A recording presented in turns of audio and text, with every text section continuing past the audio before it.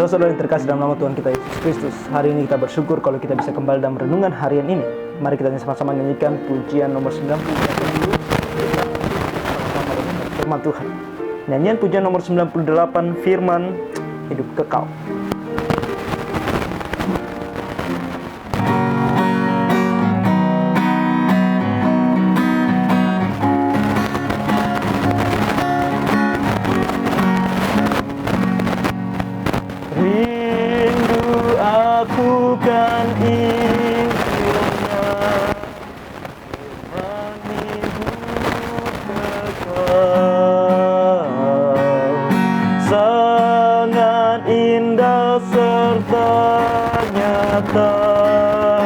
Firman hidup kekal yang memberi ajaran, tugas kewajiban, firman indah, firman ajaib, firman hidup kekal, firman indah, firman ajaib, firman hidup kekal. Yesus Kristus telah memberi firman hidup kekal. Yang berdosa dengar kini firman hidup kekal. Bagimu terbuka jalan hidup baka, firman indah, firman ajaib, firman hidup kekal, firman indah, firman ajaib, firman hidup kekal.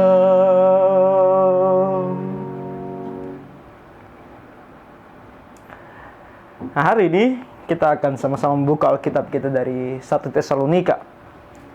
1 Tesalonika pasalnya yang kedua.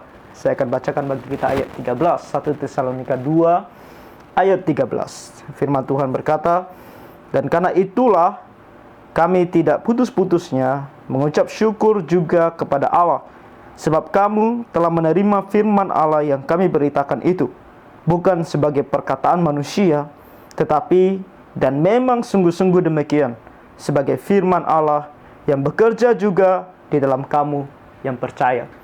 Amin untuk pembacaan firman Tuhan ini. Nah, renungan kita di pagi atau di hari ini adalah tentang apakah kita bisa mempercayai Alkitab. Nah, sebuah pertanyaan yang sebenarnya bukan kita mau membuktikan Alkitab itu benar atau tidak, tapi sungguh apa yang bisa membuat kita mempercayai Alkitab.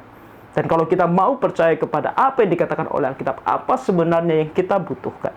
Nah, itu yang akan kita renungkan di saat ini. Nah, firman Tuhan kita, Alkitab yang kita pegang adalah firman Tuhan yang diturunkan dari surga. Dituliskan oleh para hamba Tuhan yang diinspirasikan. Bahasanya dalam Alkitab adalah diinspirasikan, diwahyukan oleh Roh Kudus. Dan mereka digerakkan oleh Roh Kudus. Jadi apa yang mereka tuliskan, baik itu para nabi maupun para rasul, adalah firman Tuhan yang keluar dari mulut Allah. Karena kata inspirasi artinya menafaskan keluar. Jadi adalah nafas Tuhan, adalah suara Tuhan atau perkataan Tuhan yang dimana Tuhan menggerakkan para nabi dan para rasul untuk menuliskannya. Jadi sungguh kita memiliki firman Tuhan yang unik. Dalam artian unik karena ini berasal dari Tuhan langsung. Nah, kalau kita mau bilang tentang pembuktiannya, apakah benar firman Tuhan ini adalah atau Alkitab ini benar adalah firman Tuhan? Nah, kita tidak perlu pergi untuk mempelajari semuanya ini karena begitu panjang. Tapi kalau kita pun mau pergi, silahkan. Kita bisa melihat dalam sejarah umat manusia tentang kebenaran-kebenaran yang dituliskan dalam Alkitab ini, hal-hal yang dinyatakan dalam Alkitab ini, bahkan masa-masa yang lalu itu benar dalam sejarah manusia ada, tentang masa yang akan datang juga, karena terkadang apa yang terjadi di ratusan tahun yang lalu itu sudah dituliskan ratusan tahun sebelumnya. Contohnya seperti kedatangan Tuhan Yesus. Kedatangan Tuhan Yesus itu sudah diprediksikan atau dituliskan di dalam Alkitab ratusan tahun sebelumnya. Yesaya 7 ayat 14 tentang seorang perawan yang akan melahirkan bayi Tuhan Yesus, itu sudah diprediksikan, sudah dituliskan ratusan tahun bahkan sebelum Maria mengandung. Jadi dalam sejarah umat manusia kita melihat, kalau kita mau cek, begitu banyak bukti bahwa apa yang dituliskan oleh Alkitab ini benar. Dan juga tentang apa yang kita alami saat ini. Nah, kalau kita membaca Matius pasal 24, kita akan tahu kenapa sekarang ada perang di mana-mana, perang semakin intens, dan kemudian kenapa begitu banyak bencana alam, dan kenapa begitu banyak penyakit, dan ini semakin parah, penyakit-penyakitnya semakin mengerikan, dan kondisi kehidupan manusia dalam dunia ini yang moralnya semakin lama semakin turun. Semuanya diprediksikan oleh Alkitab. Ratusan tahun sebelum hal-hal ini terjadi, Alkitab sudah tuliskan. Nah, ini adalah pembuktian-pembuktian yang bisa kita gunakan kalau kita mau mengatakan, oh, buktikan secara logika. Namun, saudara-saudari, bagaimanapun kita membuktikan secara logika, baik sejarah maupun arkeologi, kita mau katakan. Arkeologi, begitu banyak hal dalam arkeologi yang membuktikan tentang apa yang dituliskan oleh Alkitab ini benar. Semua hal ini tidak akan membuat seseorang percaya kepada Tuhan Yesus. Tidak akan membuat seseorang percaya kepada apa kata Alkitab. Orang yang ada di Tesalonika, di sini Rasul Paulus mengatakan bahwa mereka menerima, dikatakan di sini, sebab kamu telah menerima firman Allah yang kami beritakan itu. Nah, ini adalah firman Allah yang diberitakan oleh para rasul. Khususnya di sini Rasul Paulus. Rasul Paulus memberitakan firman yang disampaikan oleh Tuhan dan kemudian dituliskan bagi kita, dituliskan dalam Alkitab ini. Tapi orang Tesalonika dikatakan di sini bisa menerima firman Allah itu. Nah, kenapa mereka bisa menerima? Karena mereka mempunyai iman. Mereka percaya kepada Tuhan Yesus, mereka percaya kepada setiap firman yang disampaikan oleh Tuhan melalui nabi dan rasulnya. Dan bagi kita sekarang tidak disampaikan secara langsung karena nabi dan rasul sudah mati, tapi dituliskan bagi kita, dibacakan bagi kita, dijelaskan bagi kita oleh para hamba Tuhan. Alkitab ini adalah firman Tuhan yang diberikan kepada kita. Bisa tidak kita percaya? Bisa, kalau kita punya iman. Kalau kita percaya kepada Tuhan Yesus. Dan kalau kita mau punya iman, tentu kembali ke akar permasalahannya. Bagaimana seseorang punya iman? Dengan pertolongan Roh Kudus. Roh Kudus bekerja dalam hati kita, memberikan kita anugerahnya. Dengan anugerah, kita akan diberikan iman. Dengan iman, kita bisa percaya. Jadi, kita bisa mengerti firman Tuhan oleh karena kita punya iman. Kita bisa menerima firman Tuhan oleh karena kita punya iman. Dan ini menjawab mengapa banyak orang mendengarkan Alkitab, bahkan bisa membuktikan secara sejarah dan arkeologi bahwa apa yang dikatakan oleh Alkitab benar. Tapi kenapa mereka masih tidak percaya? Karena mereka tidak punya iman. Dan kenapa mereka masih tidak punya iman? Karena Roh Kudus tidak bekerja dalam diri mereka. Lalu bagaimana dengan kita? Kita yang mengaku Kristen. Nah, kalau kita mengaku Kristen, berarti kita sudah percaya kepada Tuhan Yesus. Kita bilang, aku percaya kepada Tuhan Yesus. Nah, kalau kita mengatakan, aku percaya kepada Tuhan Yesus, berarti kita bilang, aku punya iman. Apa yang kita lakukan dengan Alkitab yang ada di tangan kita? Tuhan memberikan kita firman-Nya. Tuhan memberikan kita firman-Nya untuk kita baca, untuk kita renungkan, supaya kita menjadi lebih dekat dengan Dia. Dan kita bilang kita punya iman, tapi kita tidak membaca Alkitab. Kalau jemaat di Tesalonika, mereka punya iman, dan ketika mereka punya iman, mereka menerima firman. Kita, apakah kita mau menerima firman? Orang Kristen zaman sekarang terlalu malas untuk membaca Alkitab, terlalu malas untuk bersaat teduh. Bahkan di gereja yang diinginkan adalah bukan firman Tuhan. Banyak orang Kristen datang ke gereja untuk menikmati musiknya. Banyak orang Kristen datang ke gereja untuk menikmati puji-pujiannya. Banyak orang Kristen datang ke gereja untuk menyenangkan hatinya, mencari apa yang dia mau. Orang Kristen zaman sekarang memilih gereja.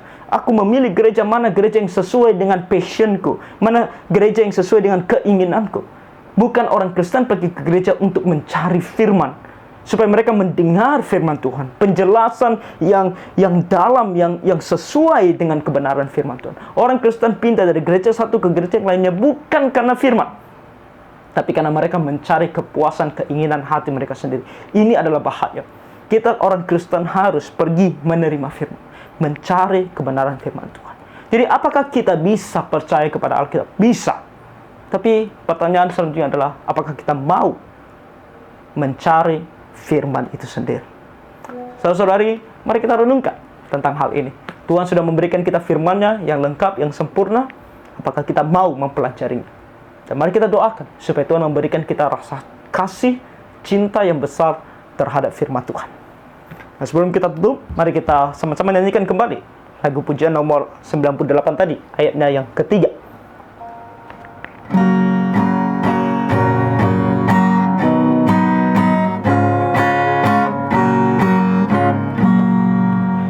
Mari kawan gemakanlah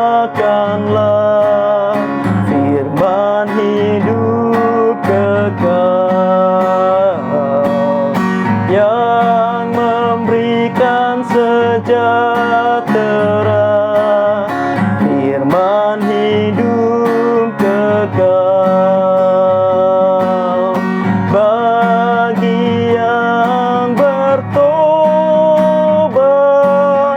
Yesus juru selamat, firman indah, firman ajaib, firman hidup kekal, firman indah, firman ajaib, firman hidup kekal. Mari kita berdoa.